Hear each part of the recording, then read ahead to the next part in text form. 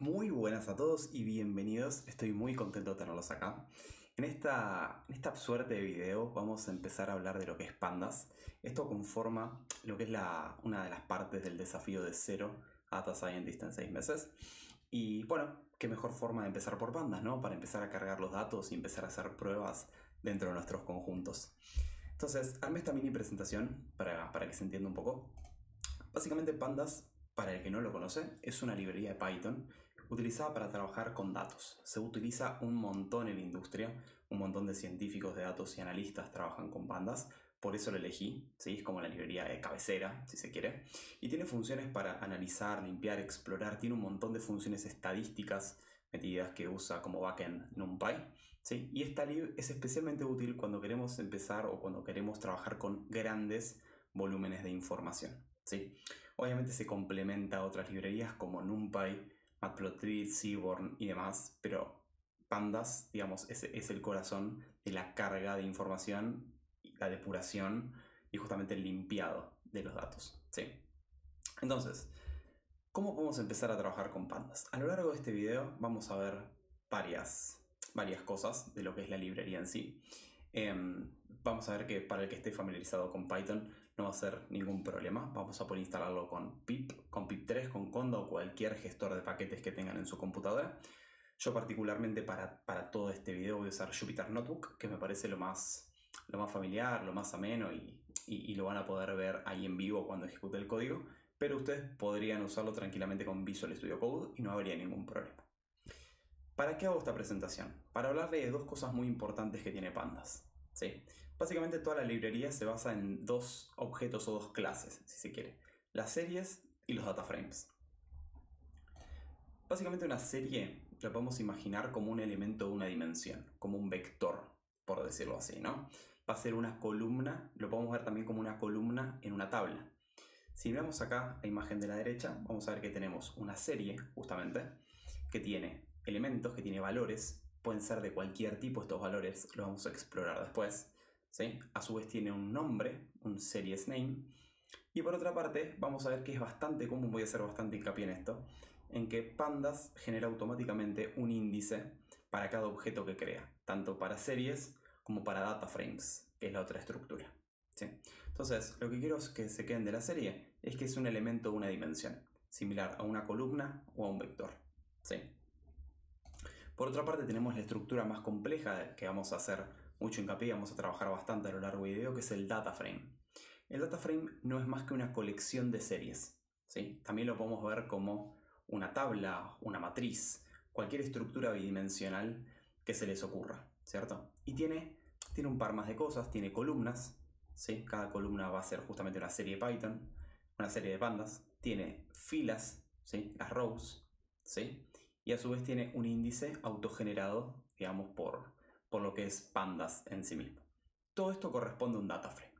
¿Y por qué hago bastante hincapié con el tema de los índices y demás? Lo vamos a ver a lo largo del video. Si te interesa, anda a esa sección particular. Pero básicamente, si estás familiarizado con SQL, los índices hacen referencia a lo que es la integridad referencial, ¿no? Vamos a ver que a la hora de crear data frames y series, Pandas nos da un elemento numérico autoincremental. A eso le llamamos índice. Y esto lo hace justamente para mantener la consistencia y la precisión, ¿sí? Si se quiere, entre las operaciones y las relaciones que tenemos dentro de los data frames que vayamos creando. En la segunda parte del video ya vamos a ver cómo instalar esto y cómo empezar a hacer operaciones sobre series. En esta segunda parte del curso vamos a hacer bastante hincapié en lo que son las series de pandas. Como ya vimos, una serie representa una columna en una tabla. Básicamente es un elemento de una dimensión y puede tener cualquier tipo de datos, numérico, string o booleano. Antes de arrancar con las series, acá les dejé un pequeño resumen de lo que vamos a hacer. Voy a instalar dentro de mi archivo, dentro de mi computadora, lo que es pandas. Para eso podemos usar el comando pip3 install pandas. Si están familiarizados con Conda o tienen algún otro gestor de paquetes, lo pueden hacer sin ningún problema. Antes que nada, les quiero decir que voy a estar laburando con Jupyter Notebook para que sea un poco más didáctico, pero tranquilamente todas estas pruebas las pueden hacer con Visual Studio Code o lo que quieran realmente. Bueno, esto va a demorar un poco. A ver, Mientras esto se instala, a mí me va a hacer un upgrade de pip, seguramente no, ya tengo pandas instalado, pero seguramente me actualice la versión. Para poder empezar a usar pandas realmente es muy sencillo, vamos a hacer un import pandas as pd. Básicamente el PD es una anotación o es el alias, digamos, estándar de la comunidad, pero pueden poner lo que quieran, papa frita. Sí, no, es exactamente lo mismo. Sí. A ver, ¿cómo creamos una serie? Como dijimos, es un elemento unidimensional. Entonces lo que vamos a hacer es crearlo a partir de un vector. Es decir, si nosotros creamos el vector A, por decir algo, y le damos el valor 1, 5, 8, ¿sí? Y después llamamos a pandas.series, que es la clase o el objeto, digamos, que vamos a estar creando, y le pasamos la instancia de nuestro vector, lo que va a hacer esto es crear, fíjense, está creando un elemento unidimensional, que en este caso es la columna, pero también está creando, ¿sí?, un índice que le corresponde a cada elemento. Esto ya habíamos visto en la primera parte, que era para mantener la integridad y que para que cada elemento sea único. No significa que yo pueda crear mis propios índices. Ahora vamos a ver cómo hacer eso. Sí, pero en definitiva, esto es una serie dentro de lo que es pandas. Fíjense que está estableciendo un data type. Podemos acceder al data type directamente. Por ejemplo, vamos a crear una variable que sea s1 y s1.dtype. Fíjense que está estableciendo un data type de int64 para todos los elementos de la serie. En este caso está infiriendo que el elemento general es el entero, ¿sí? Y está estableciendo que todos los elementos de la serie van a ser enteros.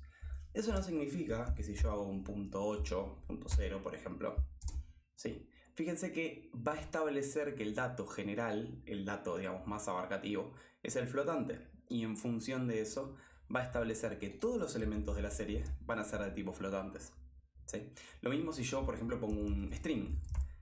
Acaba de detectar pandas que esto va a ser un objeto, ¿sí? Y todos los elementos van a ser de tipo objeto. Por ejemplo, si yo quiero hacer ya dijimos, ¿no?, de type va a ser tipo object. Pero además, si yo, por ejemplo, quiero acceder al primer elemento de mi serie, lo puedo hacer con notación de corchetes, ¿sí? Y si hago un type de esto, ¿sí?, me va a tirar que es un entero.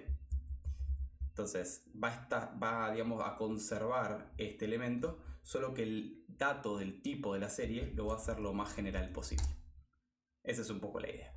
Ahora, para acceder a estos elementos es bastante sencillo. Si están familiarizados con lo que son listas en general, vamos a ahorrar el franco, así no hay mucho disturbio.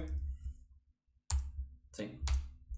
Para acceder a los elementos es bastante simple. O sea, pueden usar notación de corchetes. Por ejemplo, para acceder al primer elemento lo puedo hacer de esta forma, ¿sí? Para acceder al segundo elemento o al tercer elemento o al que quieran, lo pueden hacer con esta notación. Ahora, también pueden usar la notación de listas. Por ejemplo, si quieren listar todos los elementos de lo que es la serie, pueden usar un 2.2 puntos, ¿sí? Y si, por ejemplo, quieren, no sé, empezar o ir hasta el tercer elemento o hasta el segundo elemento de la serie, pueden usar del 2 puntos al 2, ¿sí? También ustedes me podrían decir, bueno, quiero todos los elementos pares de lo que es mi serie. Entonces lo que podríamos hacer es un 2.2 puntos, que son todos los elementos de lo que es la lista en general, y ir salteándose de a 2, ¿sí? Recuerden que esta primera parte es el start, el stop y el step, por decirlo de alguna forma, ¿no? Si nosotros no ponemos nada al principio, empieza en 0. Si nosotros no ponemos nada al final, ¿sí?, empieza o termina en el len de lo que es la serie. Y el step por default es 1. Entonces, por eso, si nosotros hacemos esto de esta forma, ¿sí?, lo que va a hacer es imprimir todos los elementos. Mientras que si nosotros ponemos 3, por ejemplo, lo que va a hacer es tomar saltos de A3 en cada iteración. Eso es un poco para la nomenclatura. Ahora, ¿qué pasa con el tema de los índices? O sea, yo dije que Python lo que hace, o Pandas lo que hace, es darle un índice general de tipo numérico autoincremental. Eso no significa que yo pueda pisar o pueda tener mis propios índices dentro de mi serie. Por ejemplo, si yo creo un vector B, vamos a crearlo con NumPy, también para que vean que pueden crear sus series a partir de elementos de NumPy en general, ¿no?, que son bastante útiles si estamos trabajando con Data Science. Si yo hago B y digo, bueno, esto va a ser un array y va a ser un 2, 3, 4, 5, 6, por decir algo, yo puedo crear mi serie 2, ¿sí?, numpy.series, a partir de este elemento, como ya habíamos visto antes. No me definió NumPy. Acá flashé cualquiera. pd.series. Bien. Ahora, si yo quiero darle mis propios índices, lo que puedo hacer es darle un segundo parámetro nombrado, index, a esto, y ponerle A, B, C, D, E. Vamos a hacer un ejemplo. ¿Sí? Esto va a romper por lo siguiente. Si nosotros lo hacemos de esta forma, recuerden que básicamente la cantidad de índices tiene que estar contrastado con la cantidad de elementos del vector. Fíjense que en este caso yo definí 6 elementos, entonces debería definir estrictamente 6 índices. Fíjense que acá abajo van a ver el error que length of values does not match length of index. Entonces acá me está diciendo, che boludo, dale, ponele 6 índices si definiste 6 valores. No tiene mucha magia. Fíjense, esta forma no me convence tanto. O sea, puedo seguir accediendo a los elementos de esta forma, ¿no? Si hago sub 0, voy a acceder al primer elemento, pero también puedo acceder a través del índice. O sea, si yo pongo sub A, también me va a acceder al primer elemento. Lo mismo que si pongo sub F, por ejemplo. ¿Sí? Esto vamos a ver que los data frames es bastante útil porque yo puedo acceder a columnas enteras. Pero en este caso no me está respetando, por ejemplo, si yo renombro este índice por E, por ejemplo, ¿no? Primero, acá me va a tirar un error porque básicamente esta key no existe. Pero si yo pongo sub E acá, lo que va a hacer es devolverme 2 valores. En general, yo lo que hago es respetar los índices que me define pandas, que sean autoincrementales y numéricos. Sí, realmente me parece lo mejor. Pero bueno, acá les dejo esta opción en caso de que quieran probar. Y vamos a llevarlo esto a F. A ver, ¿qué podemos hacer con esto? Imaginemos que tenemos, por ejemplo, una variable salarios, que va a ser un array con, no sé, salarios durante el año, ¿no? Estamos en el mes 8, no importa, pero voy a generar cualquier número. 3000, 2500, bla, bla, bla, bla, bla. ¿Sí? Me genero un vector con L elementos.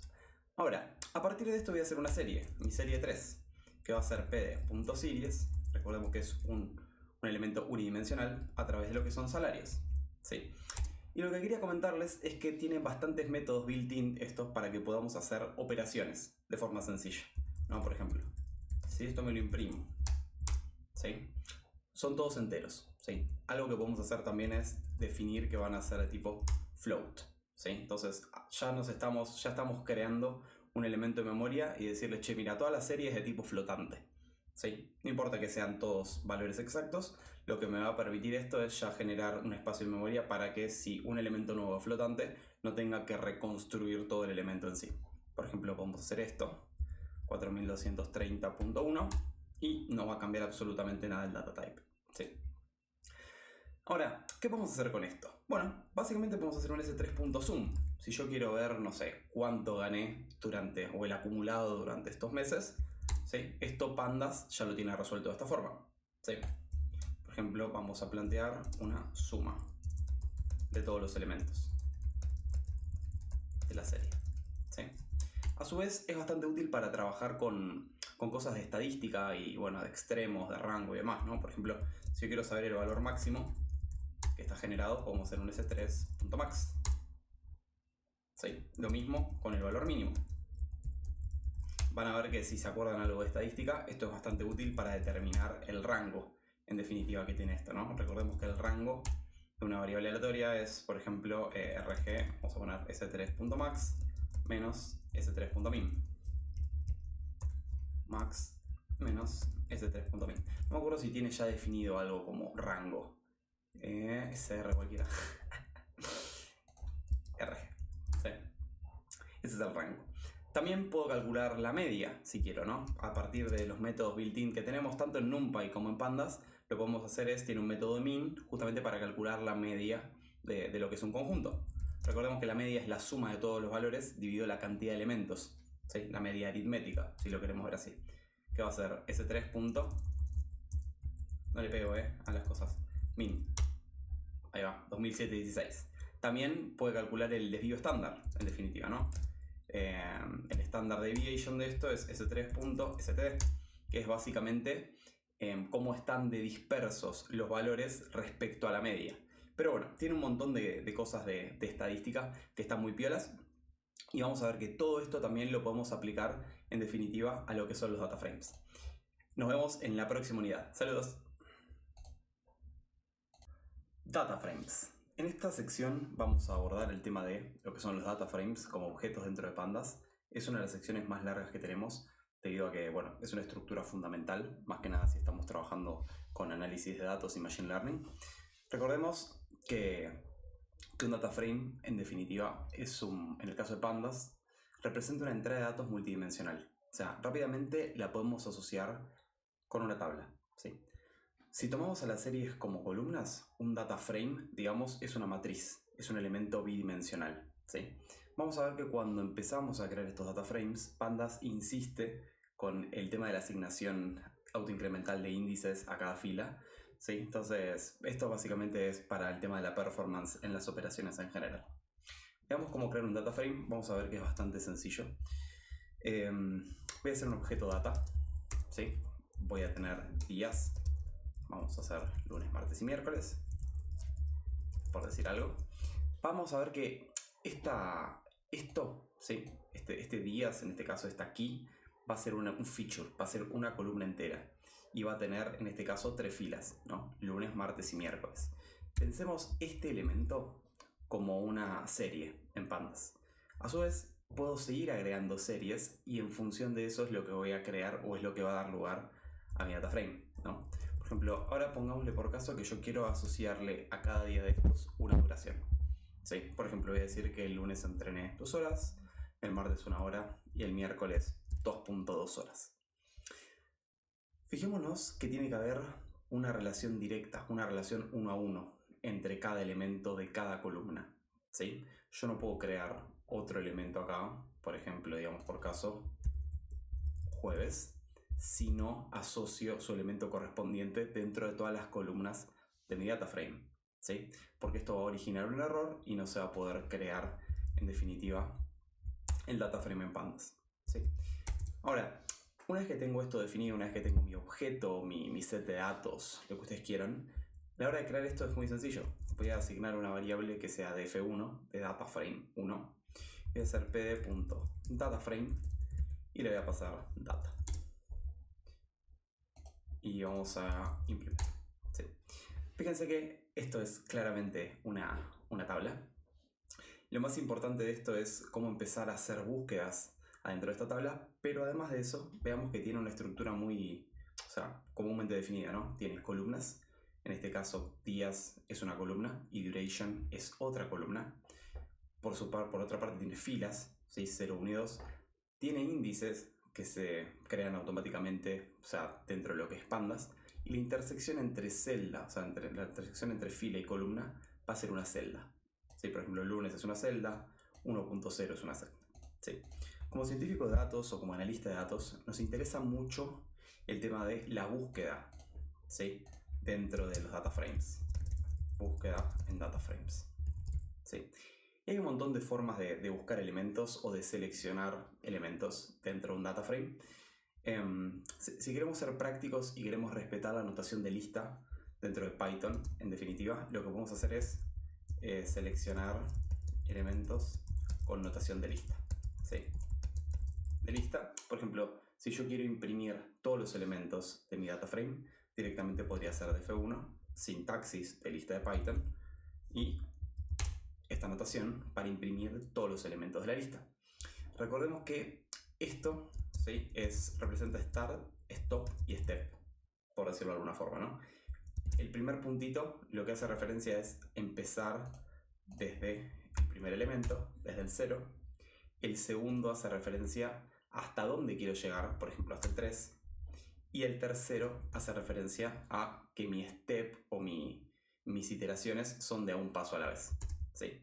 No significa que yo pueda modificar esto, ¿no? Por ejemplo, si yo quiero dar saltos de 2 en 2, ¿sí? Lo puedo hacer de esta forma.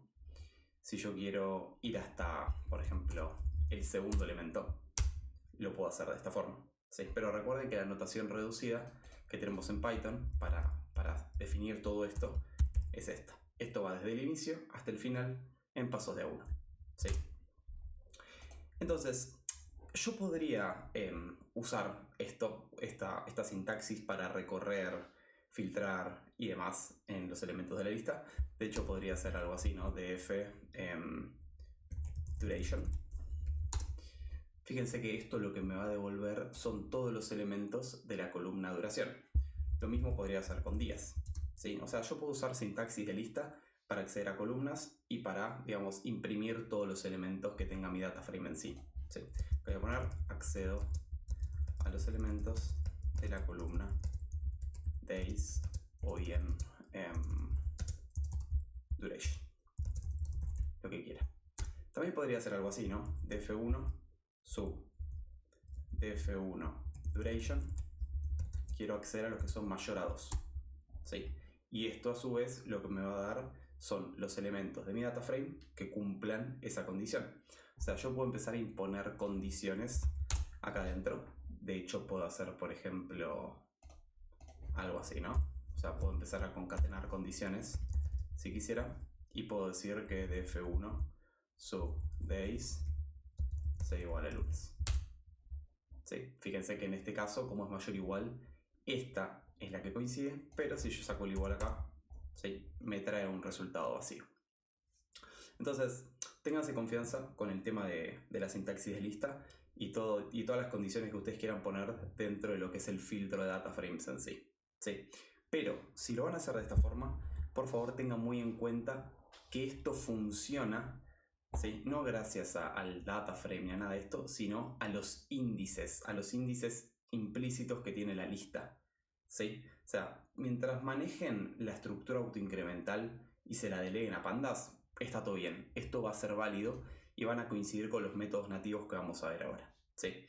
Entonces, como seguimos con las recomendaciones, por favor dejen, a menos que sea estrictamente necesario, los campos autoincrementales que genera pandas en sí mismo, ¿sí? Bien, a ver, también tenemos por otra parte métodos nativos, ¿sí? De pandas. En este caso, ¿sí? Del objeto que devuelve data frame. ¿Sí? El que más me gusta o el que más me es fácil explicar, ¿sí? Es el método lock, ¿sí? Se llama .lock, que viene justamente de location. ¿Está bien? Tenemos dos en general, lock versus .ilock, ¿sí? Básicamente la principal diferencia es que en lock se usan etiquetas, como pueden ser los elementos de las columnas y demás, ¿sí? Mientras que en ilock se usan los índices, ¿sí? Que son los índices de los elementos, ¿no? O sea, la posición de la fila o de la columna, comenzando a contar en cero. ¿Cómo se usa esto de lock? Muy sencillo, ¿no? Si yo quiero, por ejemplo, en mi df1 acceder a la primera fila entera, ¿sí? Vamos a poner un primer fila. Sí. Y acá me confundí, es con sintaxis de corchetes.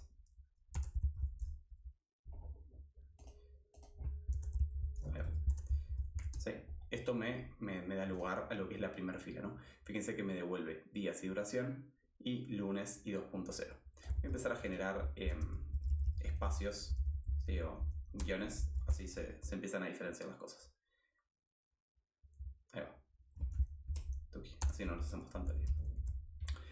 Por otra parte, acá me está devolviendo una sola fila, ¿no? Estoy pidiendo la primera fila. Pero ¿qué pasa si yo quisiera, no sé, dos filas, la primera y la segunda? También lo puedo hacer sin problema, ¿no? Esto admite, digamos, un array de elementos. Yo lo que le puedo decir es, ok, devuélveme la 0 y la 1. Y vamos a ver que esto ya me empieza a devolver una estructura tipo tabla con días, duración, y acá me empieza a devolver todos los elementos que trae pandas. Y así lo podría hacer también con todos los elementos en definitiva, ¿no? 0, 1 y 2, ¿sí? Y vamos a ver que esto decanta en que lock, como método nativo de pandas en sí, admite la sintaxis de lista que tiene Python. Si yo recurro a esta notación del start, stop y step, ¿sí? Fijémonos que es exactamente lo mismo. Entonces, si bien es fácil usar los métodos de lista o la notación de lista para acceder a los elementos, lock, o sea, de alguna forma lock también lo trae implementado y podemos usar métodos nativos y emular las funciones de listas que tiene Python como built-in en general, ¿sí? Fíjense que podemos hacer exactamente lo mismo, ¿no? O sea, podemos jugar de la misma forma, ir de a 2 y todo lo que habíamos visto antes, ¿sí? Ahora, otra cosa que tiene esto que podemos hacer es, ok, esto está muy bien, pero a veces me interesa acceder a elementos puntuales. Por ejemplo, yo quiero acceder, no sé, por decir algo, a este 2.2, ¿sí? O sea, quiero acceder a la tercera fila ¿sí? Y a la columna duración. Entonces, esto es bastante trivial, es algo que hacemos muy a menudo. Y para esto es, por ejemplo, si yo quiero acceder accediendo a un elemento puntual, ¿sí? Esto lo puedo hacer de dos formas. Lo puedo usar con la sintaxis de lista que venimos manejando nosotros, o también con df1.loc también lo puedo hacer poniendo en primera instancia la fila a la que quiero acceder, que en este caso es la tercera, ¿sí? Y la columna a la que quiero acceder, que en este caso es duration.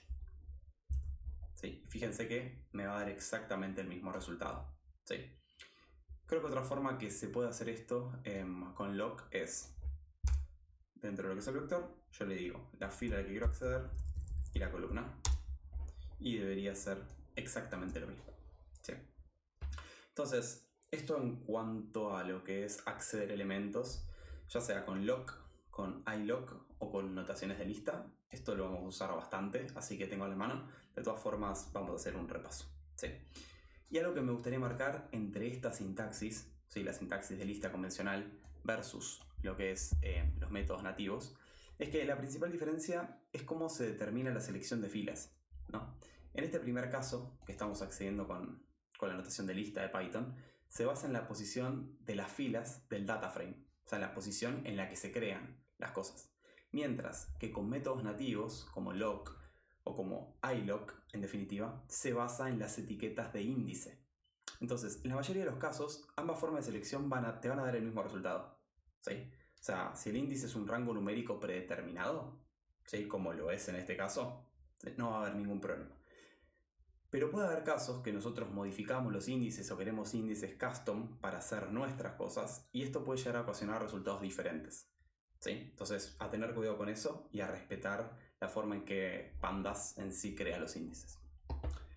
Algo que me gustaría también mostrarles es el tema de aplicar métodos nativos. Habíamos visto que tenemos lo que es la media, la suma, el mínimo, el máximo, la moda, y fíjense que nosotros lo habíamos aplicado a series en general, pero teniendo la premisa de que un data frame, o sea, cada columna de un data frame es una serie en Pandas, fíjense que es exactamente lo mismo, o sea, aplicando los métodos a columnas concretas.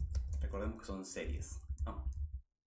Entonces, yo lo que podría hacer es, ok, quiero aplicar la media de mis entrenamientos. Si quiero saber cuánto tiempo medio entrené.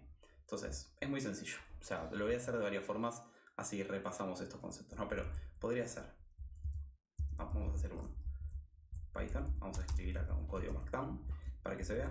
df1.loc, o sea, voy a buscar un elemento. Quiero todas las filas, ¿sí?, de la columna duration. Y a eso le quiero calcular la media, por decir algo, ¿sí? Otra forma que podría haber hecho esto, directamente usando la notación de lista. Voy a meterme en la columna duración y le voy a calcular la media, ¿sí? Y otra forma que tenía de hacer esto, incluso, a ver si funciona, vamos a probarla. df1, todos los elementos de la columna duración y le voy a calcular la media. Fíjense que se pueden hacer cosas, se puede hacer lo mismo de muchas formas diferentes, ¿sí? Esto es lo que tiene mezclar los métodos de loc junto con todo lo que es los elementos de lista de Python en general, ¿no? Entonces, vamos a ver esto, a ver cómo funciona. df1.loc, quiero todos los elementos de la columna duration, ¿sí? Y a esto, como es, en definitiva, es una serie de pandas, voy a calcular la media. Y acá le voy a poner print media. Entrenamiento, tuki, ningún problema. A su vez, no sé, quiero sacar el máximo. ¿Cuál fue el día que más entrené? ¿No? Entonces, máximo entrenamiento. Lo que puedo hacer directamente accediendo de otra forma es df1.max. ¿Sí? También puedo sacar el mínimo de entrenamiento, ¿no? Y fíjense que todos los elementos, todos los métodos nativos que habíamos visto aplicados a series, también lo puedo aplicar acá. ¿Sí? Eso es un poco lo que quería recalcarles. Asimismo pueden aplicar, no sé, la moda, el desvío estándar, la suma, de todos los elementos, no sé, la cantidad de horas entrenadas, por ejemplo, ¿no? Cantidad de horas entrenadas y voy a hacer la suma. Entonces, ¿a qué vengo con todo esto? ¿O por qué quiero explicar todo esto antes de pasar a lectura de archivos de CSV, que es la próxima unidad? Quiero que entiendan que un data frame es un conjunto de series. Si no se asusten por tener una tabla o una matriz, recuerden que cada columna de lo que es un data frame es una serie y la pueden tratar como tal. ¿Qué es lo que quiero que se lleven de esta unidad? Que hay un montón de formas de realizar búsquedas dentro de ese data frame en general. Yo recomiendo, si están muy liados con el tema de los métodos y demás, notaciones de lista, siempre y cuando respeten lo que hablamos de los índices. En la próxima unidad vamos a ver cómo empezar a cargar archivos CSV, que es una de las cosas más jugosas, y hacer operaciones sobre eso. En esta oportunidad vamos a ver cómo empezar a cargar archivos en formato CSV. Esta es una práctica fundamental que tenemos que hacer. En general, mucha de la información que nos van a dar es en formato CSV. En caso que tengamos elementos en formato SQL o tablas en la nube o lo que fuese, siempre podemos hacer un dump a formato CSV, así que me parece algo importantísimo. Sí. Para cargar un archivo CSV, yo les voy a dejar el repositorio con todos los datasets que utilicemos, junto con esta guía teórica que estamos armando. Básicamente voy a hacer un df2 y Pandas tiene un método nativo que es readCSV. ¿Sí? ¿Qué necesita este método? Muy simple, simplemente pasarle la ruta donde tengamos el CSV definido. Yo acá me bajé uno de Heart Failure Clinical Records. Fíjense que yo lo descargué en zip, lo descomprimí y ahora lo tengo en CSV. Y para que lo veamos un poquito, ¿sí? Fíjense que tiene un montón de cosas. En este caso tiene 298 elementos, 298 filas, bueno, 299 y 13 columnas. ¿Sí? Creo que podemos hacer un shape acá. ¿Sí? Y ahí esto nos va a dar directamente la cantidad de filas y la cantidad de columnas que tiene nuestro dataset. Vamos a ponerlo. Filas y columnas del dataset. Bien. Esta primera parte, lo que quiero que entendamos más que nada es los métodos que tenemos para obtener información del conjunto de datos. En general, cuando nosotros imprimimos esto tiene mucha información, ¿cierto? Y realmente a Jupyter le cuesta cargar en memoria todas estas cosas, por lo que podemos hacer para que nos devuelva los primeros 5 elementos, por decirlo de alguna forma, es usar el método head. ¿Sí? Esto lo que va a hacer es devolver los primeros 5 elementos. Ah, Fran, no quiero los primeros 5, quiero los últimos 5. Buenísimo. Tenemos el head y por otra parte tenemos el tail, los últimos 5 elementos. df2.tail. Esto no significa que nosotros no podamos customizar esto, ¿no? Por ejemplo, en caso que quisiera los primeros 12 elementos, por decir algo, los primeros 12 elementos, 12, ahí va. Lo que podemos hacer es modificar o pasarle un parámetro extra al método head y decirle, bueno, quiero 12. ¿Sí? Ningún problema con esto. ¿Sí? Lo que más me interesa es, siempre que nosotros tengamos un conjunto de datos, tenemos que hacer como una etapa de investigación, ¿no? O sea, cuáles son las columnas que tiene, qué información quiero definir. En general estamos haciendo, o lo que queremos hacer tanto como analistas como científicos de datos, es establecer algún modelo o hacer una predicción. Entonces, a mí lo que me interesa es comprobar cierta hipótesis, que lo vamos a ver después cuando veamos limpieza de datos, ¿no? Pero por eso hay que prestarle especial atención a todos los elementos que nosotros tenemos, ¿sí? A las columnas y qué espero yo o cuál es mi hipótesis respecto a este set de datos. ¿Qué es lo que quiero hacer, en definitiva? Entonces, esto lo voy a dejar así, para que vean que lo podemos customizar. Y voy a seguir adelante. A ver, en general si nosotros queremos algo rápido y hacemos un punto info, ¿sí? Esto básicamente, Pandas nos dice la información que tenemos en nuestro dataset. ¿Cuáles son las columnas? Fíjense algo muy importante, los elementos no nulos que trae esta columna. En este caso, fíjense que todos son elementos no nulos. Y esto es buenísimo, ¿no? Porque significa que el dataset está depurado. ¿Sí?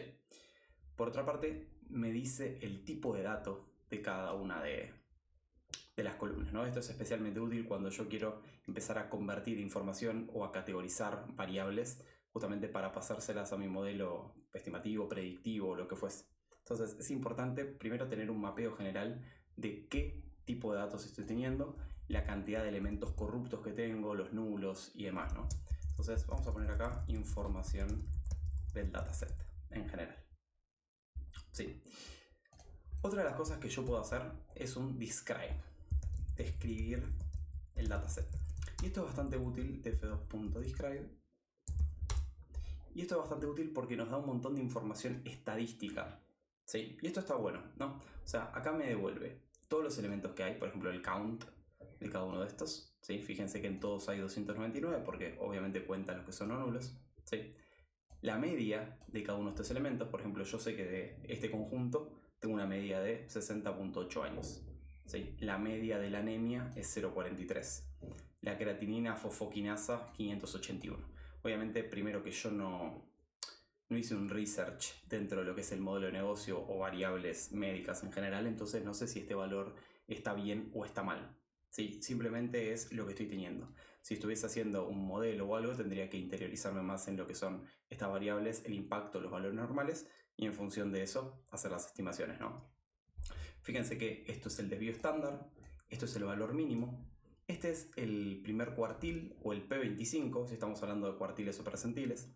Fíjense que este es el Q2, el cuartil 2 o el P50, que esto es la mediana, esto es el Q3 y esto es el valor máximo. Recordemos, así brevemente estadística, que el rango de esta variable es el máximo menos el mínimo, que esto es súper importante porque de esta forma, o sea, con el Q1, Q2 y Q3 se arman los diagramas de caja para poder hacer representaciones visuales de las cosas. Entonces, nada, toda esta información es súper útil, hay que analizarla en detalle y ver qué está pasando con nuestra variable en sí, ¿no? Algo que nos va a servir después es contar los NA. Por ejemplo, si nosotros definimos nuestro data frame 2 y hacemos un isNA, fíjense que me devuelve una tabla con todos falsos, en definitiva, ¿no? Los isNA son los not a number, en definitiva, ¿no? Entonces, fíjense que en este caso no estoy teniendo ninguno. Esto yo lo puedo hacer en vista general, o sea, lo puedo sumar todo esto. ¿Sí? Fíjense que acá me devuelve cuántos valores not a number tengo, digamos, en cada columna. ¿Está bien? Obviamente, como no tenía nulos, acá me devuelve todo cero. Pero también podría hacer algo así. O sea, si yo quiero meterme en una columna en particular, ya saben que lo pueden hacer con lock o con la sintaxis de lista. Por ejemplo, quiero saber si hay alguna edad mal cargada, ¿no? Esto es lo que me va a devolver, ¿sí? Es una columna entera de falsos y lo que podría hacer es, como es una serie de pandas, es sumarlas.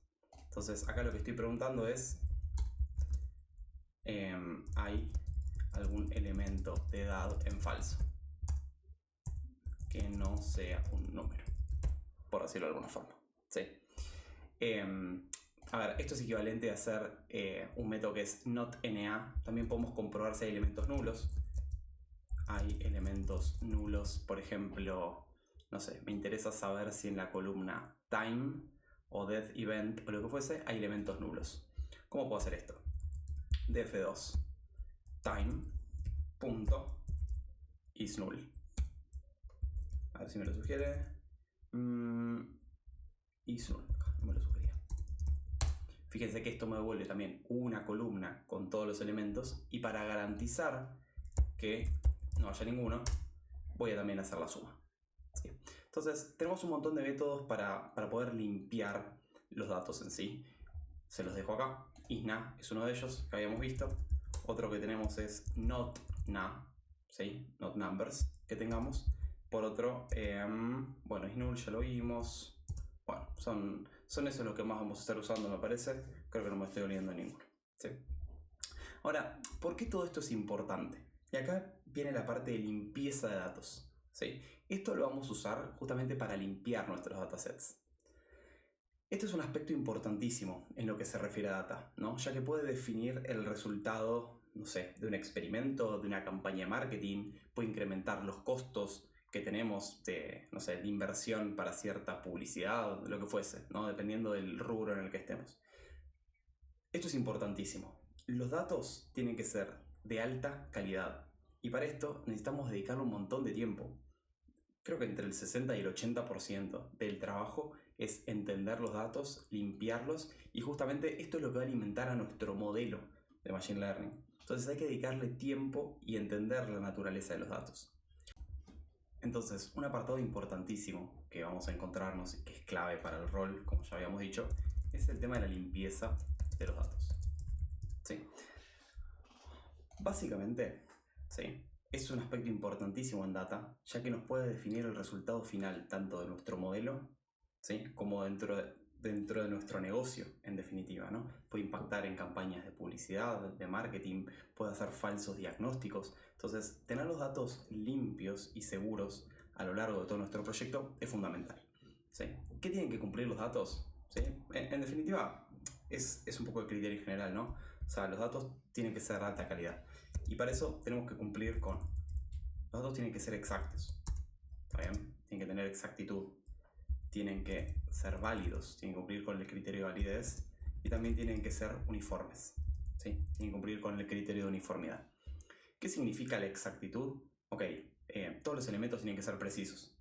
Una forma de comprobar la exactitud de los datos es comparándolo con otras fuentes. ¿Sí? Si esta fuente no existe o es inexacta, entonces la información que nosotros vamos a tener para alimentar nuestro modelo también va a ser inexacta. Validez. Todos los datos tienen que cumplir con ciertas reglas o restricciones definidas, ¿sí? La información debe poder ser validada de antemano antes de poder dársela a nuestro modelo. Y por otra parte, el tema de uniformidad, ¿no? O sea, es importante que todos los datos que tengamos en nuestra base, ya sea una base de datos SQL en la nube, no importa, un CSV, lo que fuese, tienen que tener los mismos valores unidades. ¿Qué significa esto? Yo no puedo tener una distancia en kilómetros en una celda y una distancia en pulgadas en otra celda, ¿sí? Esto va a ocasionar problemas en nuestro modelo. Entonces el proceso se va a volver complejo, ¿sí? ¿Cómo puedo identificar datos malos? ¿Cómo sé cuando un dato es malo? Bueno, criterio general, ¿no? Las celdas pueden contar con elementos vacíos, ¿sí? Por ejemplo, elementos vacíos, formato inapropiado, como habíamos hablado, inapropiado. Algo muy común es elementos duplicados, ¿sí? Entonces, básicamente es criterio general, ¿no? ¿Qué podemos hacer con esto? Ahora lo vamos a ver en la siguiente sección, pero una técnica puede ser la de remover filas que contienen resultados vacíos. Esto es a lo último que tenemos que apuntar, ya que existen otras herramientas para poder hacer esto, como reemplazar si el valor es numérico, no sé, por la media, por la moda, por lo que fuese, ¿sí? Entonces, esto en general es una vía rápida cuando tenemos muchos datos disponibles y no afectamos a la totalidad del conjunto removiendo algunos datos. Pero quiero que quiero que tengan en claro en la cabeza que si hay elementos, por ejemplo, elementos vacíos o con algún formato inapropiado, se pueden remover, pero es el último recurso al que vamos a recurrir. Yo les voy a enseñar cómo hacerlo en la próxima sección, pero quiero que entiendan que es la última salida que tenemos. Siempre tenemos que aprovechar los datos porque en general son complejos, son difíciles de conseguir.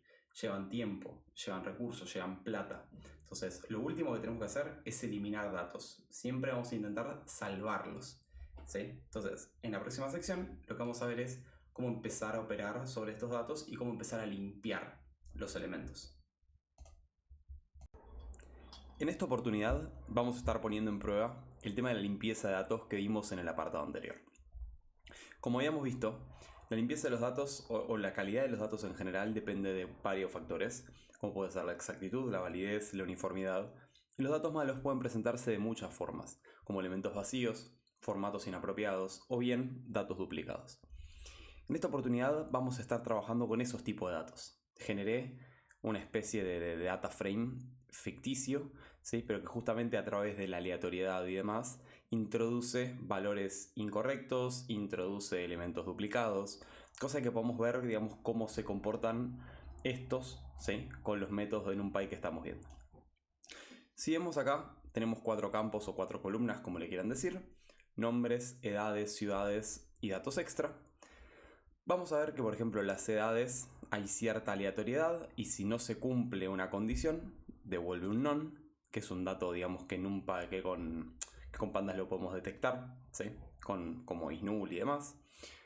Dentro de ciudades tenemos algo muy similar, ¿sí?, para tener nonce ahí. Y en datos extra vamos a ver exactamente lo mismo, ¿sí? Vamos a generar nonce en este caso, ¿sí? Entonces fíjense que acá estoy generando mi data frame con nombre, edad, ciudad y extra, y esto se debería ver más o menos así, ¿sí? Fíjense que para ciertos valores lo que estamos teniendo, por ejemplo, para el campo extra es el tema de none, por decirlo algo, ¿no? Recuerden que en Python habíamos visto cómo obtener el head de esto. Yo quiero los primeros, no sé, 6 elementos para que no se me sobrecargue tanto toda la memoria que tenemos acá. Y lo que podemos hacer, por ejemplo, para poder evaluar, a ver qué está pasando con nuestra colección en general, es evaluar los datos nulos. ¿Sí? Evaluar los datos nulos. ¿Cómo hago eso? Agarro mi data frame, voy a ejecutar el método isNull, y recuerden que esto nos va a devolver un data frame con false y con true. ¿Sí? A mí esto particularmente no me sirve. Yo tengo que sumar todos estos elementos y acá obtengo, digamos, un detalle, ¿sí?, de los elementos nulos a lo largo de mi data frame. Veo, por ejemplo, que en nombre no hay datos nulos, que en edad hay 9 y que en ciudad y en extra hay 29 y 10 correspondientemente. ¿Sí?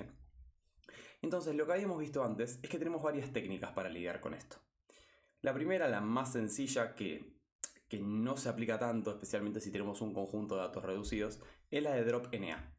DropNA básicamente es un método, ¿sí?, que justamente elimina, ¿sí?, la columna, la fila entera de los elementos que son nulos. Tengamos en cuenta que en Python none viene a reemplazar a lo que es null, en definitiva, ¿no? Entonces, por defecto, DropNA vamos a ver que va a retornar un nuevo data frame y no va a cambiar el original. Esto a veces nos puede servir, a veces no nos puede servir. En este caso me voy a aprovechar de esto justamente para no pisar el data frame, ¿no? Pero imagínense que tenemos un data frame A y voy a poner df2.dropNA, ¿sí?, fin de la historia, A. Fíjense que en un principio, a ver si voy a obtener el shape de esto para que se den una idea, tenía 50 filas y 4 columnas. En este caso, fíjense que me va a devolver, no tengo a simple vista los datos nulos y demás, y si hago un shape de esto, fíjense que tengo 14 filas y 4 columnas. O sea, esta reducción de datos es significativa, y tengan en cuenta que con esto vamos a alimentar un modelo. Entonces no hay que eliminar datos a mansalva. En general pueden recuperarse esos datos y existe otra técnica. No simplemente, por ejemplo, acá veo muchos elementos nulos en la edad y en extra, que son campos numéricos.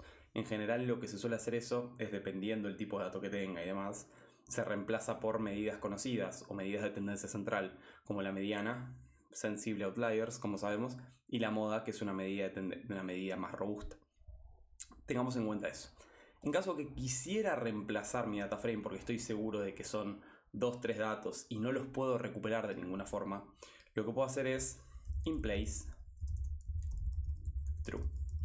Entonces fíjense que lo que va a hacer esto es reemplazar mi data frame original, ¿sí? Fíjense que pasa, por ejemplo, de la 11 a la 21, ¿no? Y va a afectar la estructura de mi data frame original. Pero voy a repetirlo de nuevo, tengámoslo como última medida a esto, ¿sí? Yo voy a dejar un inplace false acá y voy a restaurar mis datos anteriores, ¿sí? Cosa de mantener, digamos, la cardinalidad de los datos. Una cosa que podemos hacer también es reemplazar valores vacíos. O sea, muchas veces, no sé, metimos algún dedazo y no nos es posible cargar algún valor, ¿no? Simplemente lo tenemos vacío, en definitiva. Y para eso, lo que podemos hacer es usar el método fillNA. Qué rico el café, por favor.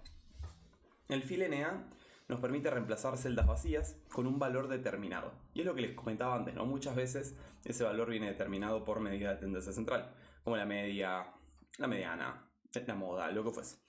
Muchas veces se reemplaza por este valor existente que les comento. Entonces, en caso que tenga algún dato vacío dentro de mi data frame 2, lo que puedo hacer es fillNA. Y lo que voy a hacer, por ejemplo, es reemplazarlo con 100, por decir algo. Fíjense que esto tiene varias connotaciones. Primero, por default, el inplace de esto viene en false. ¿Qué significa? Que esto me va a generar un nuevo data frame, ¿sí? Pero muchas veces, en este caso particular donde yo quiero alterar mi estructura de datos, lo que quiero hacer es que esto impacte dentro del data frame. Entonces ya sabemos que es simplemente poner un true acá. Ojo al tejo con esto. Esto va a reemplazar todos los elementos que encuentre vacíos. Si es un nombre, también lo va a reemplazar por 100. Y esto va a alterar significativamente mi data frame. ¿Sí? Tengamos en cuenta que el fillNA, si yo no le defino a la columna con la que voy a estar, digamos, trabajando, va a reemplazar los elementos en todo el data frame. Entonces, esto también es perfectamente aplicable por columna. df2, edad, por ejemplo. Vamos a refrescar un poco. Punto columns. Bien, una vez que sé las columnas, df2, edad, punto fillNA. Acá no hay ningún problema, o sea, esto es perfectamente transpolable a una serie de lo que es pandas, ¿no? Entonces el fillNA también aplica a series. Bien, y una vez que tengo esto, por ejemplo, quiero reemplazar la edad por 45, ¿sí? Y voy a afectar la estructura del data frame. ¿Sí? Fíjense que en este caso solamente reemplazaría los vacíos. Se ve que Miguel o era 45 o estaba vacío ya de por sí, pero fíjense que los NaN no estamos haciendo nada al respecto, ¿sí? Simplemente estamos llenando los valores vacíos. También podríamos hacer llenar los elementos no numéricos, ¿sí? Y reemplazarlos por la media o por cualquier medida que ustedes consideren pertinente para este dataset en particular. Fíjense que acá le di el inplace true, entonces no debería modificar en absoluto la estructura, ¿sí? Simplemente debería llenar los valores que están vacíos, ¿sí?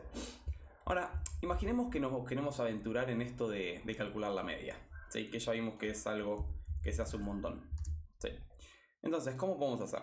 Ok, imagínense que lo quiero aplicar al extra, ¿sí? A esta columna. No sé qué será el extra, simplemente me dieron un campo que es extra. Como analista de datos o como científico de datos me corresponde investigar a qué se refiere esta, pero en este caso es particularmente inventado. No, ni se preocupen. Entonces, si yo quiero calcular esto, por ejemplo voy a hacer extra min en este caso. Y lo que voy a hacer es, a ver, vamos a hacer una cosa. df2.columns o describe. ¿Sí? Fíjense que en extra en este caso la media es 48,6. ¿No?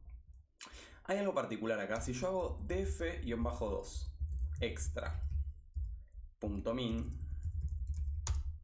¿sí? Fíjense que ya en este caso me devuelve la información. Esto funciona gracias a que por defecto digamos, esta forma de reconciliar errores, fíjense qué loco esto, ¿no? O sea, si yo hago df2 media, perdón, ¿cómo se llamaba este campo? ¡Qué memoria del orto! Extra. Sí, fíjense que hay datos no numéricos. Entonces, si yo hago el min de esto, ¿qué hace con los datos no numéricos? Por default lo que va a hacer es esos errores que se darían bajo excepciones de Python, los va a coercionar, ¿sí? Los va a resolver por sí solo. Entonces, se puede calcular la media, la voy a almacenar en una variable que sea extra min, por decir algo. Y lo que voy a hacer es reemplazar los elementos, ¿sí? Voy a hacer un fillNA directamente, ¿sí? Y le voy a dar la extra min. ¿Cómo hago eso?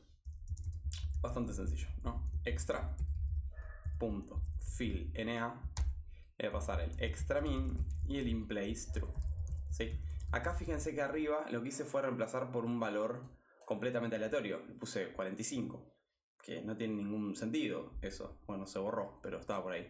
Le había puesto 45 y no tiene ningún tipo de sentido. En este caso sí tiene un poco más de sentido. También podría reemplazar por la mediana, por ejemplo. Y también estaría bien, ¿sí? Entonces siempre tengamos ese criterio, digamos, a la hora de reemplazar valores, ¿sí? Vamos a ver que si esto lo imprimimos, df2, ¿sí? Ahí tenemos los nuevos valores. Bien, ya habíamos visto cómo calcular lo que es la media, la mediana y la moda, así que queda, digamos, como tarea de ustedes ver por cuál quieren reemplazar en este caso, ¿sí? Otro dato particular que a veces podemos tener y que es bastante tabú a veces es el tema de las fechas, ¿no? A ver, yo acá tengo un data frame, ¿sí? Seguimos con el tema de la duración de entrenamientos, las pulsaciones, en este caso las máximas pulsaciones. Y fíjense que acá generé un campo o una columna de fechas, ¿no? Si yo imprimo este data frame, vamos a ver que tenemos como un formato medio extraño, medio particular en lo que son las fechas, ¿sí? Y esto en general a veces lo queremos tener en formato datetime, ¿sí? Con horas, minutos, segundos, lo que fuese, o sea, con el formato datetime entero. Fíjense que, bueno, vamos a hacer un head 2 de esto, ¿sí? Y fíjense que lo que podemos hacer para trabajar o para convertir directamente esto en un formato fecha es reemplazar esta columna en particular, ¿no? Por ejemplo, voy a decir que a la columna data frame, o sea, a la columna del data frame 3, a la columna date, lo que voy a hacer es usar un método de pandas que sea toDateTime. Les voy a dejar en el video también la documentación de lo que es pandas y de los métodos que tiene para convertir, porque también tienen toString, toDateTime, o sea, tienen un montón de métodos nativos. Y lo que voy a hacer es convertir particularmente la columna de date. Fíjense que si ustedes hicieran esto, ocasionaría medio un caos. A ver, vamos a hacerlo y vamos a imprimir DataFrame 3. ¿Sí? Entonces, acá vamos a pisar la columna de F3 date y vamos a reemplazarla por lo que tenemos. A su vez, si imprimimos, ¿sí? Fíjense que lo que está haciendo ahora es sí, convertir todos los elementos de la columna date en formato de fecha y hora. Ya no tiene el formato de string, la comilla, que teníamos antes. Si ustedes le hacían un dtype a esa columna, iban a ver que era un objeto, era un string, en definitiva. Pero fíjense que si nosotros contamos, por ejemplo, isNull, a ver si me devuelve algo, zoom. ¿Sí? Me devuelve que hay un elemento nulo. A ver si lo podemos visualizar para ver qué tiene. Vamos a hacer un df3. A ver si lo encuentro. Nat. Este es el formato NotDate, por decirlo de alguna forma. ¿Sí? Es el equivalente de NotNumber a justamente al formato que tenemos de fecha. Entonces, en este caso particular que tenemos un solo registro, yo voy a optar por eliminarlo. Acá, ¿no? Para eliminar esto, lo que voy a hacer es imprimir los primeros dos.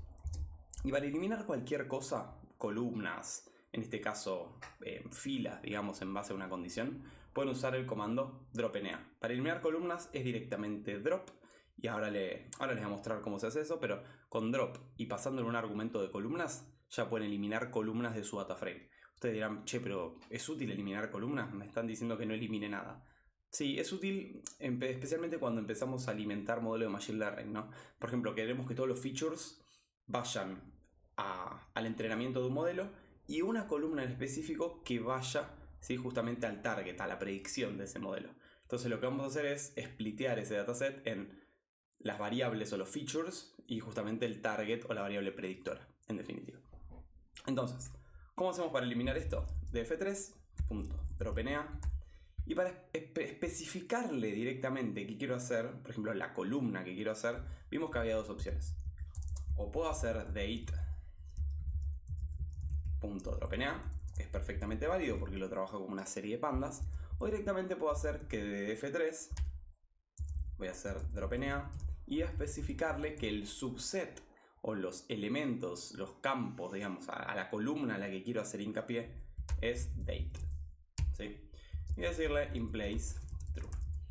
Entonces, en vez de la notación anterior que usamos para esto, por ejemplo, df extra, en este caso, con dropNA puedo especificarle, puedo pasar un parámetro nombrado que es el subset. Y ahí justamente lo que va a hacer es eliminar, ¿sí?, los elementos de date. Y eso va a afectar a toda la fila, ¿no?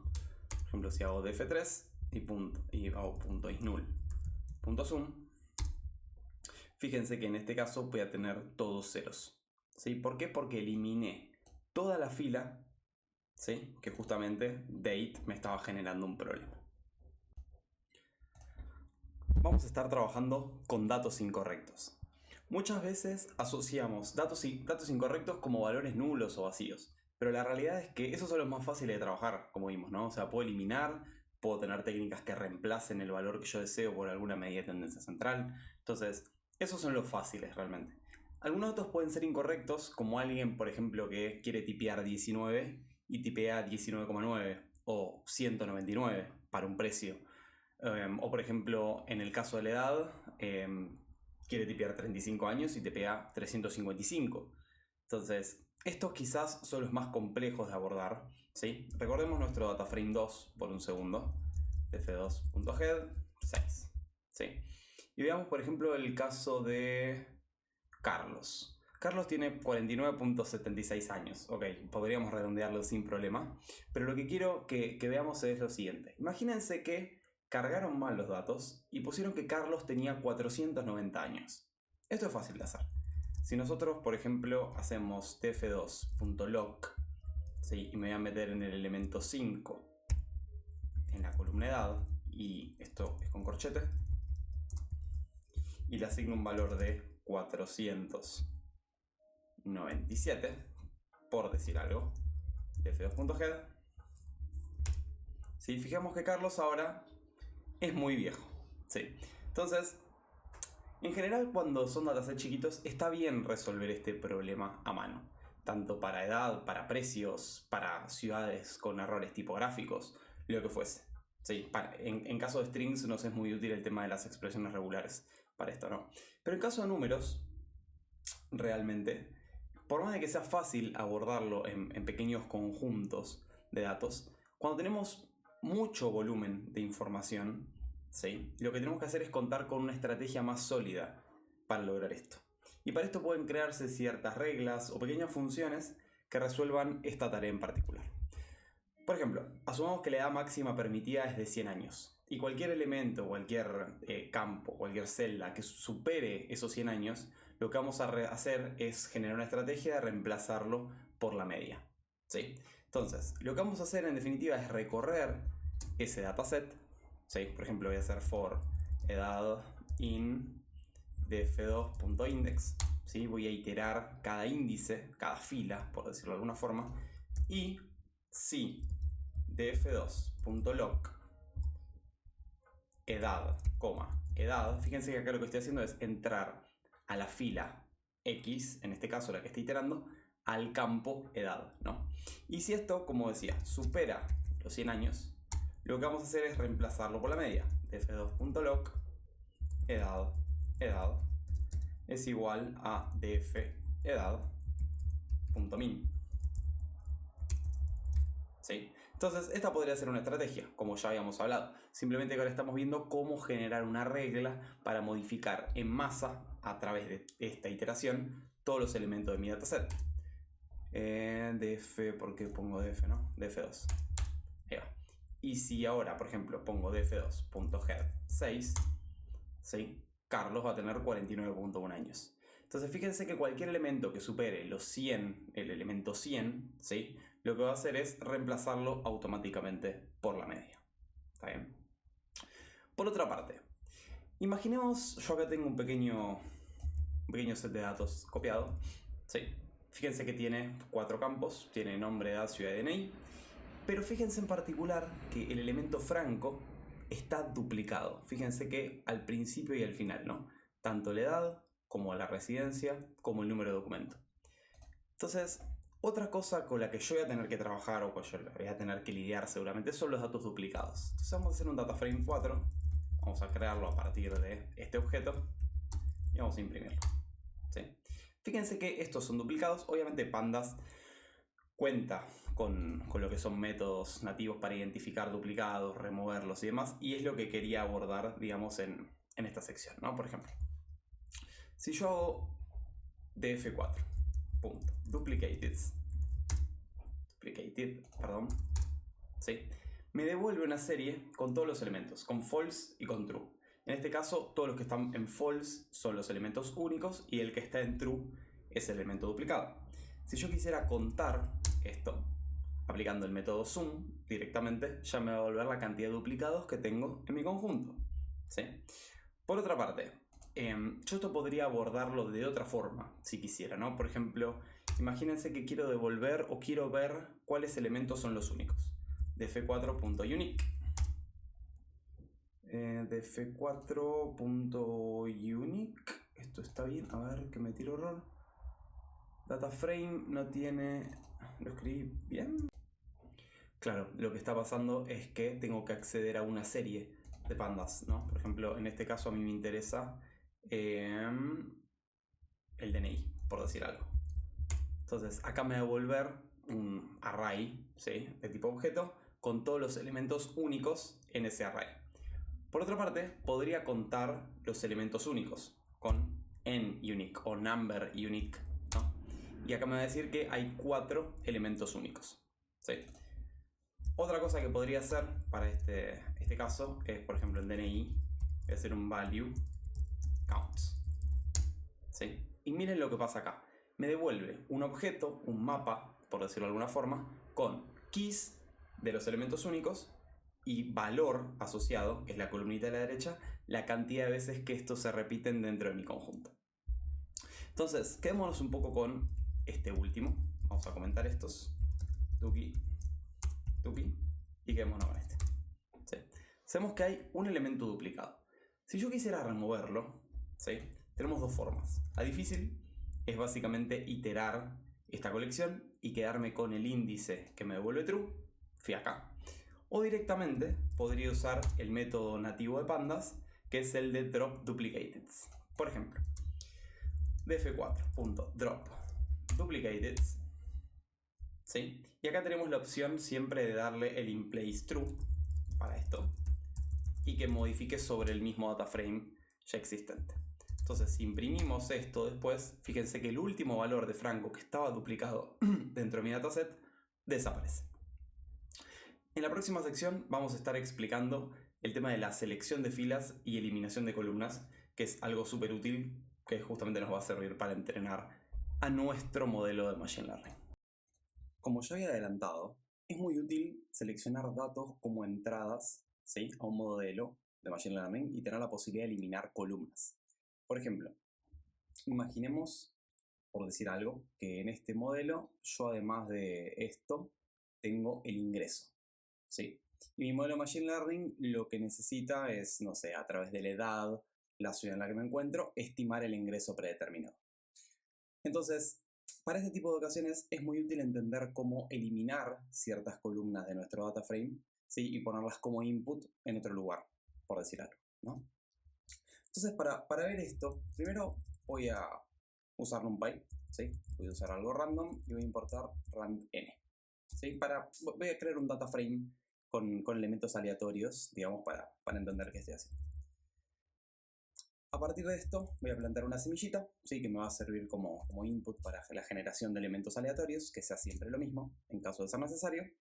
Y me voy a crear mi data frame 5, que va a ser un data frame, ¿sí?, que tenga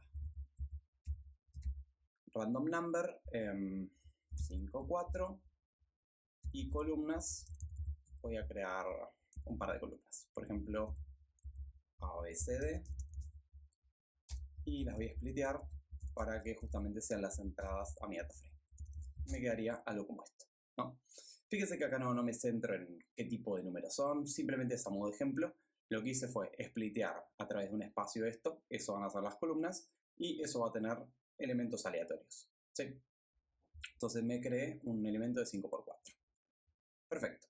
Una vez que tengo esto, ¿sí?, ya sabemos nuestro método head, que me va a devolver exactamente lo mismo, en este caso. Y lo que nos puede llegar a interesar, por ejemplo, imaginemos que tenemos un data frame grande y queremos seleccionar elementos aleatorios, ¿sí? Algo que podemos hacer, que no vimos hasta el momento, es df5.sample, ¿sí? Y le voy a pasar un 3. Lo que me devuelve este sample son 3 elementos de mi data frame 5 que están elegidos al azar, no tienen un orden en particular. Habíamos visto head, tail, pero sample en este caso capaz nos puede llegar a servir para tener una muestra aleatoria, ¿sí?, y no los primeros 5 ni los últimos 5 elementos. ¿Bien? Por otra parte, imaginémonos que queremos crear una columna nueva, una columna calculada, por ejemplo una columna E en este caso. Eso es bastante sencillo, o sea, lo que podemos hacer primero es crearla, ¿sí?, después eliminarla, simplemente a fines prácticos, ¿sí? En mi data frame 5 voy a crear una columna E. Fíjense que como no está definida, lo que va a hacer esta instrucción o esta línea de código va a ser crearla. Y esto va a ser una columna calculada, en definitiva, ¿no? ¿Qué significa calculada? Que va a salir, ¿sí?, o va a tener como raíz operaciones. Por ejemplo, de F5 me quiero parar en la columna A y imaginemos que la columna E lo que quiero es que sean las potencias de 2 de la columna A. F5. ¿Sí? Fíjense que esto lo que hace es crear una columna E y Para cada elemento de la columna A lo que hace es, en definitiva, elevarlo al cuadrado, y eso lo que me da es el resultado de la columna E, por decirlo. Ahora que ya sabemos cómo crear columnas a partir de otras o elementos calculados o lo que fuese, yo también podría haber hecho esto, ¿no? F, que todos los elementos sean Fran. Y acá tendría de F5, sí, todos elementos constantes. ¿Está bien? Ahora, imaginemos que yo quiero eliminar estas columnas, E y F. ¿Sí? Yo lo que podría hacer es algo así. F5.drop. ¿Sí? No drop NA, nada de eso. Drop. Y le voy a pasar, por ejemplo, axis columns. Vamos a hacer F5. ¿Sí? Y fíjense que esto no me hace nada a priori, simplemente porque me está creando otro data frame. Si yo le doy un inplace true, ¿sí? En este caso sí lo elimina. Recuerden que a menos que yo defina el inplace true, esto me va a generar otro data frame en memoria. No es lo que estoy buscando, lo que estoy buscando en este caso particular es eliminar definitivamente de mi data frame 5 la columna. Y también podría ser exactamente lo mismo, ¿sí? O la columna F. Sí. A, B, C, D. Bueno, claro, esto me está volviendo a calcular todo, ¿no? Entonces, lo que voy a hacer es irme a un nuevo elemento. Esto creo que podría recibir un array. Sí. Y esto vamos a hacer así. Ahí va. Y acá lo que tendría es el resultado original. Algo muy parecido tengo en cuanto a elementos filas. Habíamos visto que con dropNA yo lo que podía hacer es eliminar filas que contengan resultados vacíos.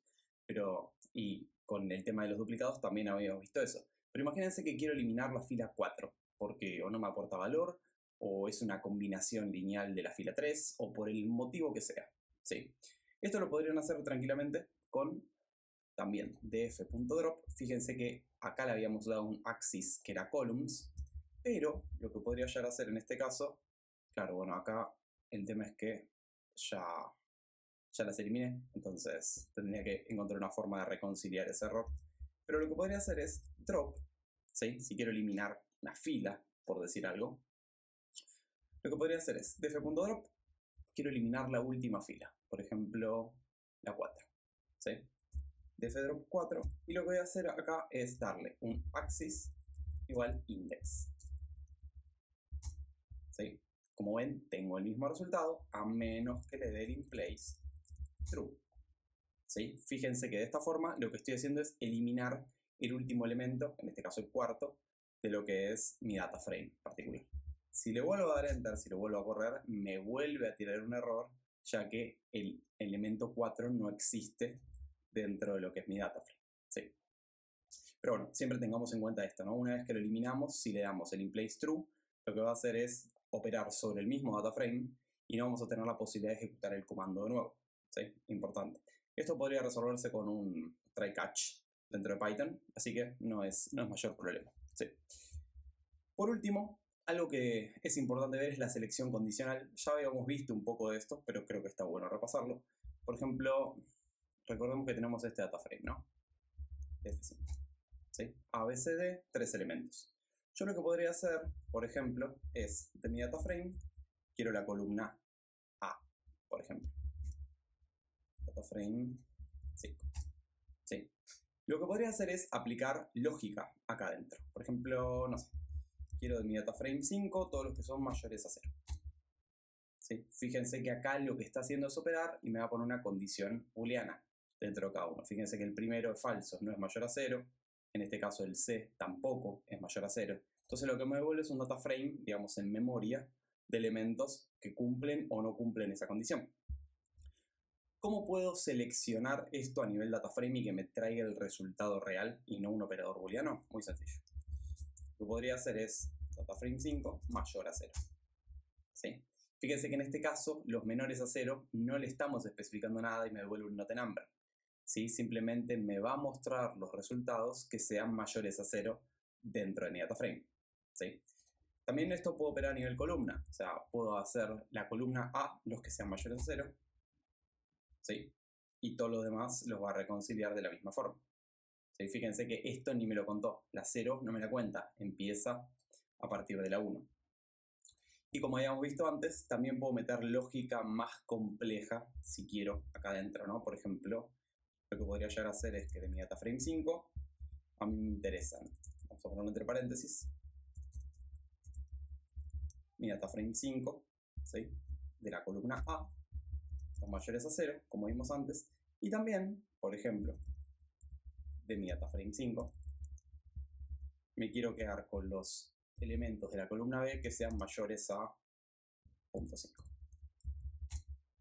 ¿Sí? Fíjense que no hay elementos que cumplan esta condición, ¿no? O sea, si bien tengo de la A que son mayores a 0, no se cumplen, esto en realidad, B, claro, son todos negativos, ¿no? Entonces, si yo hiciera, por ejemplo, menores a 0.5, ahí sí tendría estos elementos. Pero fíjense que los mayores, todos los elementos de la columna B son negativos y ninguno cumple esa condición. En la próxima unidad vamos a empezar a ver cláusulas de agrupamiento. En particular tenemos group by acá en Pandas. Así que espero que esto se haya entendido. Hasta la próxima.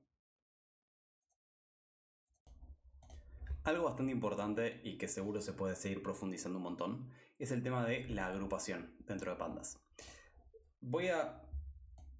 En esta parte, voy a crear un data frame llamado data frame 6 que contiene 3 campos: el nombre, el ingreso y la compañía. Vamos a poner nombre, no entiendo por qué está en inglés, pero bueno, tenemos datos genéricos, ¿no? Lo que me interesa a mí como analista de datos es generar una agrupación, por ejemplo, del ingreso medio de las personas agrupado por compañía. Entonces, Pandas ya tiene un montón de built-ins para esto. Lo que podríamos hacer en una primera instancia es hacer, por ejemplo, un filtro que se llame bycomp, por decirlo de alguna forma, y vamos a hacer df6. Y vamos a usar el método groupby. Fíjense que vamos a realizar agrupaciones por cualquier columna en definitiva. Si nosotros hacemos bycomp, esto nos va a devolver un groupby o un data frame genérico que tenemos de Pandas. ¿Sí? El tema es cómo empezamos a usar eso. Por ejemplo, si voy a hacer un print que sea ingreso medio de empleados por compañía. ¿Sí? Y lo que voy a hacer acá es utilizar mi genérico bycomp, que es el filtro que ya tengo definido, y lo que voy a hacer es calcular la media. ¿Sí? Esto viene con un parámetro por default que es numeric only, ¿sí? Que viene en true para calcular justamente la media de elementos numéricos. No voy a poder calcular la media de nombre, compañía, etc., ¿no? Simplemente se lo va a calcular a la columna ingresos.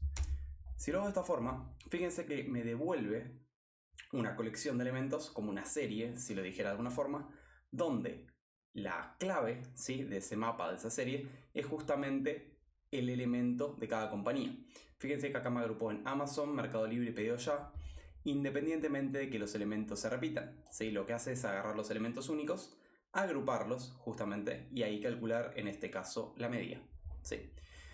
También podría, sin ningún problema, calcular el desvío estándar, ¿no? Desvío estándar, standard deviation, de los empleados por compañía. ¿Sí? STD. Y acá el mismo concepto. ¿Sí? Fíjense que acá tenemos lo que es el desvío estándar que tenemos acá. También podría calcular el máximo, el mínimo y demás, ¿no? Recuerden que esto en definitiva es una serie y pueden aplicar los métodos de series que ustedes quieran a esto. Por ejemplo, los máximos, fíjense que acá hace como una intersección entre los elementos, ¿no? Si bien lo estamos agrupando por compañía, ¿sí?, el máximo le corresponde a una sola persona.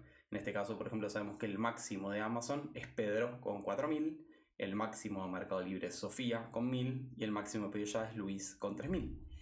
Fijémonos que en el mínimo pasaría exactamente lo mismo. O sea, si yo defino el mínimo a este filtro genérico de bycomp, lo que me va a devolver es el mínimo, ¿sí?, agrupado por compañía. Algo que nos quedó pendiente, pero lo vamos a ver en el curso de 0 a Data Scientist en 6 meses, es el tema de datos categóricos. Si bien es una parte de la unidad de estadística inferencial, está bueno aclararlo, creo que les sirve mucho a todo lo que es Pandas, y básicamente un dato categórico es información que puede almacenarse e identificarse basándonos en nombres o etiquetas, en categorías, en definitiva, ¿no? Es un tipo de dato cualitativo, ¿sí?, que expresa una cualidad ¿sí? Que se agrupa por categorías en vez de medirse numéricamente, como los datos cuantitativos, ¿sí? Básicamente, ¿por qué nos interesan estos tipos de datos? Bueno, porque claramente los datos cualitativos performan mejor, ¿sí? Ocupan menos memoria comparado con los strings que estamos acostumbrados a definir. Para definir esto, lo que podemos hacer es, por ejemplo, voy a hacer una categoric serie y voy a hacer una serie de pandas, por ejemplo, con elementos, ¿sí? Pedido ya, mercado libre, out 0, UTN, Punchit, estamos reviviendo muertos, lo que sea, ¿sí? Fíjense que si yo pregunto el data type que tiene esto, nos devuelve un objeto que tiene sentido porque son en definitiva strings. Ahora, yo lo que podría hacer es crear una instancia de esta serie definiéndolo como dato categórico. Y como dije, básicamente pandas va a performar mejor cuando se trata de datos categóricos. Lo podemos pensar como un enum, si estamos acostumbrados a programación. En definitiva, lo que van a hacer son tipos definidos. Yo sé que, por ejemplo, en caso de empresas, voy a contar con cierto tipo de datos definidos. Lo mismo que si estoy trabajando con SQL, yo puedo definir un enum. Acá pasa exactamente lo mismo. Y lo que voy a lograr es justamente mejor performance. ¿Cómo hago esto? Muy sencillo. Cuando voy a instanciar una serie, un data frame, en definitiva, lo que puedo hacer es definir un dtype que sea category. ¿Sí? Y cuando yo imprima esto, fíjense que me va a devolver básicamente una serie de pandas con data type category, que es específico de este elemento, y me va a devolver un array de categorías en este caso, con todos los elementos únicos que yo tenga definido. Lo mismo me va a pasar que si yo hago un describe acá, ¿no? Me va a definir otro tipo de información. Me va a decir, che, conté 5, hay 5 únicos, y el que está al top, en definitiva, es out0, porque lo que hace es ordenarlo alfabéticamente, ¿sí? Y me va acá a definir la frecuencia. Lo mismo podría ser, por ejemplo, para convertir una columna de un data frame, por ejemplo, el dataset Titanic. No sé si lo tengo definido acá, a ver, Titanic, no lo tengo. Pero podría importarlo sin ningún problema, ¿no? Básicamente lo que voy a hacer es, para importar esto, voy a importar Seaborn. Si no, debería descargar el CSV e importar lo demás. Pero bueno, Seaborn ya lo tiene definido como sus datasets. Entonces, haz sns. Voy a cargar Titanic. sns.load. Dataset es el método. Titanic es el dataset. Y voy a poner Titanic, le voy a poner -df, cosa de entender que es un data frame. Y esto me va a devolver todos los elementos. Voy a poner un sample 3. Y a mí me podría, por ejemplo, en orden de que performe mejor, convertir la columna sexo a un dato categórico. Total, sé que siempre voy a tener un número limitado de opciones, ¿no? Masculino, femenino, no binario, prefiero no decirlo, etc.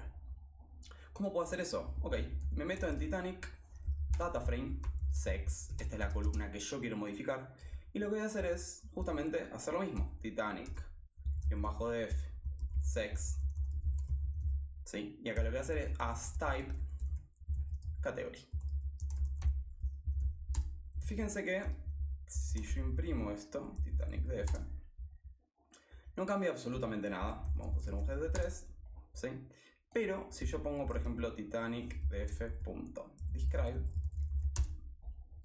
¿sí? A ver, acá me dice, bueno, acá claro, no me lo va a tirar, info. Ahí va. Entonces, en el tema del sexo, ¿sí? Acá me va a tirar que el data type de esto es categórico respecto a un object que tenía definido antes. Entonces, siempre que podamos, convirtamos esta clase de datos, esta clase de campos, ¿sí? A datos categóricos. Esto nos va a servir un montón. Recordemos que mejoran las consultas, mejora la performance y vamos a ser más prolijos a la hora de trabajar con data frames o series en general. Si llegaste hasta acá, gracias, te felicito, te agradezco la paciencia.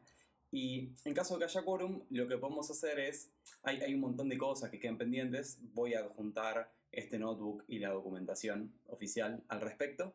Y en caso de que haya quórum, déjame un comentario y lo que podemos hacer es resolver ejercicios de entrevista justamente con pandas, ya sea que tomen en algunas empresas, tanto para junior como para posiciones semi-senior. Estas son preguntas básicas que se pueden hacer en una entrevista.